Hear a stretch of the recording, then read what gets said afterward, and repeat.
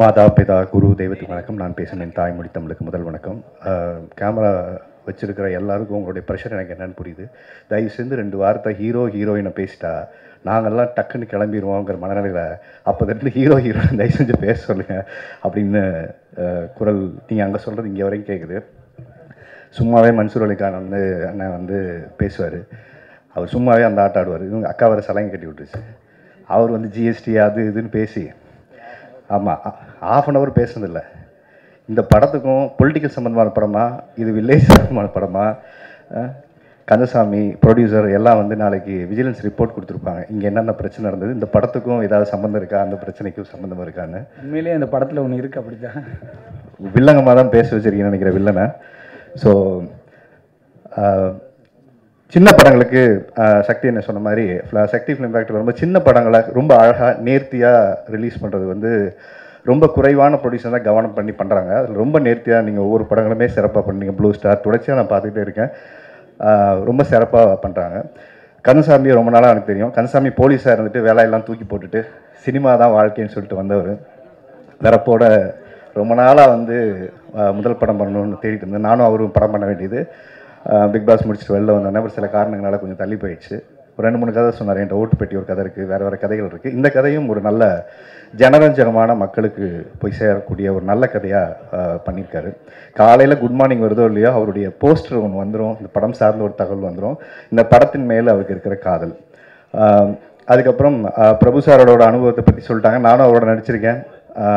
அவரை பற்றி சொல்லணுன்னா ஒரே ஒரு வார்த்தையில் என்ன சொல்லணும்னா, புது நடிகர்கள் நடித்தா கூட நான் நடிக்கும்போது என்னுடைய அனுபவத்தை சொல்கிறேன். அங்கே பக்கத்தில் சேர் அவர் கொண்டாந்து போட்டுருவாங்க. சீனியர் அவருடைய அசிஸ்டண்ட் இருப்பாங்க. அவர் அசிஸ்டண்ட்டை கூப்பிட்டு எனக்கு ஒரு சேர் போட்டு பக்கத்தில் உட்கார்ந்ததுக்கப்புறம் தான் அவர் உட்காருவார். இது ஒரு பெரிய கல்ச்சர்.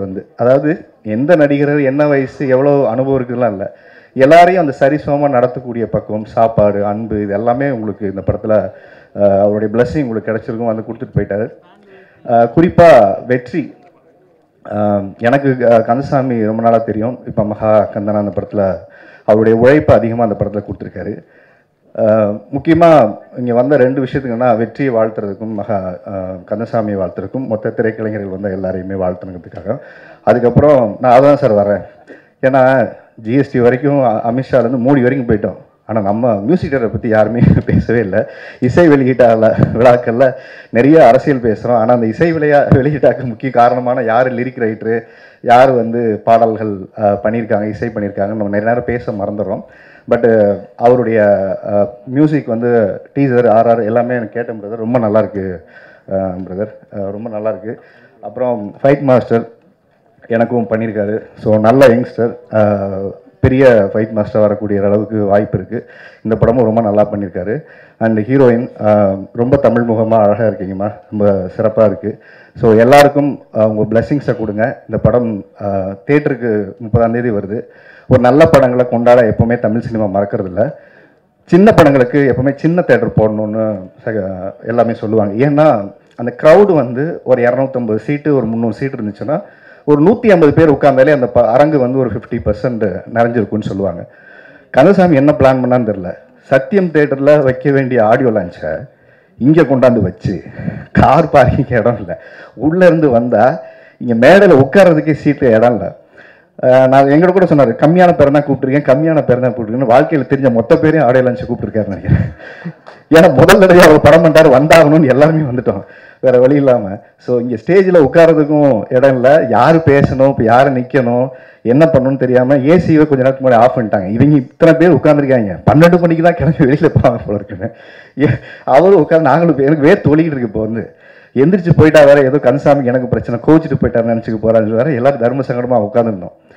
மன்சூர் அலிகான் பேச ஆரம்பித்தோடனே கோபி எடிட்டர் சங்க தலைவர் கிளம்பி போயிட்டார். என் பிரதர் சொல்லிடுங்க கந்தசாமிகிட்ட நான் கிளம்பி போகிறேன், ரொம்ப நேரம் அது பிளெஸ்ஸிங்கை விஷ் பண்ணிவிடுங்கன்னு சொல்லிட்டு. ஸோ இங்கே நிறைய பிரச்சனைகள், சின்ன சின்ன அசௌகரியங்கள் இருந்தாலும் இங்கே வந்திருக்க ஒரே ஒரு காரணம், இந்த சின்ன படங்கிறது நாளைக்கு பெரிய படம் ஆக வேண்டியது உங்களுடைய பிளெஸ்ஸிங்கில் தான் இருக்குது. ஏன்னா ஒரு சின்ன படம் வெற்றி படம் அப்படிங்கிறது எப்போ நடக்கும்னா, அந்த படத்தை பார்த்துட்டு நீங்கள் போடக்கூடிய கமெண்ட்ஸ். இன்றைக்கி படம் பார்த்துட்டு எப்படி நல்லா இல்லைன்னு சொல்கிற உரிமை எல்லாருக்கும் இருக்கோ, தயவு செஞ்சு நல்ல படம் பார்த்தீங்கன்னா அதை வாழ்த்தி ஒரு குறு செய்தியாக உங்களுடைய சமூக வலைத்தளங்கள் போடுங்க. அதுதான் இன்றைக்கி பெரிய விளம்பரமாக இன்றைக்கி தேவைப்படுகிறது. நல்ல படங்களை உயிர்ப்போடு வைப்பதற்கு உங்கள் வாழ்த்துக்களும் உங்கள் குரு செய்தியும் தேவைப்படுகிறது. ஏன்னா நிறைய சின்ன படங்களுக்கு ப்ரமோஷனுக்கு நிறைய பைசா பண்ணுற அளவுக்கு ப்ரொடியூசர்ஸ்க்கு நிறைய நேரம் பண்ணுறதுக்கு வாய்ப்பு இல்லை. அப்புறம் இப்போ ப்ரெஸ் மீட்டுன்னு ஒன்று தனியாக நடக்குது, இன்ஃப்ளூயன்சர்ஸ் மீட்டுன்னு தனியாக ஒன்று வைக்க வேண்டியது இருக்குது. இப்போ அது ஒரு கல்ச்சர் புதுசாக உருவாகிட்டு இருக்கு. ஸோ இதுக்கெல்லாம் நிறைய பொருளாதார தேவைகள் வந்து அதிகமாகிட்டே இருக்கு படத்தை கொண்டு இன்னைக்கு சேர்க்கறதுல. இந்த படங்கள் நல்ல கையில் சக்தி ஃபிலிம் ஃபேக்டரியில் வந்து உங்களுக்கு சேர்ந்துருக்கு. உங்களுக்கு வைக்கக்கூடிய ஒரே ஒரு கோரிக்கை தானே, ஈவினிங் ஷோ மட்டும் வாங்கி கொடுங்க. இதுதான் ரொம்ப முக்கியம் இந்த படங்களுக்கு. நிறைய பேர் வந்து இப்போ கூட ரீசெண்டாக டைரக்டர் ஒருத்தர் பேசினார், பார்த்தேன். எனக்கு ஷோவே கிடைக்கல, ப்ரெஸ் அண்ட் மீடியா நம்பி தான் நான் வந்து நிற்கிறேன், டிஸ்ட்ரிபியூட்டரை ஏமாற்றிட்டேன்னு சொல்லிட்டு ஒருத்தர் பேசினார். ரொம்ப மனசு கஷ்டமாக இருந்தது. ஃபால்ஸ் ப்ராமிஸ் கொடுத்து அவங்க ஹோப் பண்ணி ரிலீஸ் பண்ணி அதுக்கப்புறம் 4 கோடி 5 கோடி எடுத்துகிட்டு அது பண்ண முடியாத ஒரு சூழல் இருக்குது. இந்த படம் நீங்கள் இன்னும் சேஃப் ஹேண்ட்ஸில் இருக்கீங்க, சக்தி ஃபிலிம் ஃபேக்டரியில் ஒப்படைச்சிட்டீங்க. எல்லாருக்கும் ஒரு வெற்றி படமாக அமையட்டும். வெற்றி உங்களுக்கும். இந்த படம் அடுத்து ஒரு மைல்கல்லாக இருக்கட்டும். ஒரு சினிமாவில் பெரிய ஹீரோ வர்றதுக்கான முயற்சியாக ஒவ்வொரு கதையாக நல்லா தேர்வு பண்ணி நல்லா பண்ணிகிட்டு இருக்கீங்க. என்டையர் அண்ட் ப்ரொடியூசர் உங்களுக்கு விளம்பரம் நல்லா இருக்குது சார், நல்லா பண்ணுங்கள். பெரிய படத்துக்கு உண்டான விளம்பரம் விசிபிலிட்டியை நீங்கள் ஒரு சின்ன படங்களுக்கு கொடுக்கும்போது தான் அது பெரிய படமாக மாறும். அதுவும் அவர் கைட் பண்ணுறதுக்கு அண்ணா இருக்காரு. ஸோ சிறப்பான ஒரு படமாக வரட்டும். வாழ்த்து கூறி விடைபெறுகிறேன். நன்றி, வணக்கம். ஸோ என் பேர் கிருஷ்ணபிரியா. ஸோ இது வந்து என்னோட முதல் படம். I am really nervous. So first of all I would like to thank director who chose me for this character, Kandasamy sir. Thank you. And Shafi. He said he chose me for this film, but thank you for that. And thank you for giving my remuneration on time. And Vetri, he's such a very talented actor and very kind-hearted, and he helped me throughout the full film, so thank you.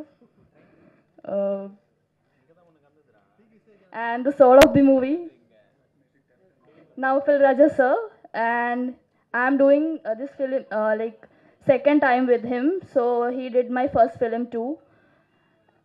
And last but not the least, Prabhu sir, he's the one of the best person I ever met in my life, and he helped me, he teach me a lot of things, which literally support me. I'm very nervous, sorry for that. Thank you so much. Yeah, Komal sir. Thank you so much, sir.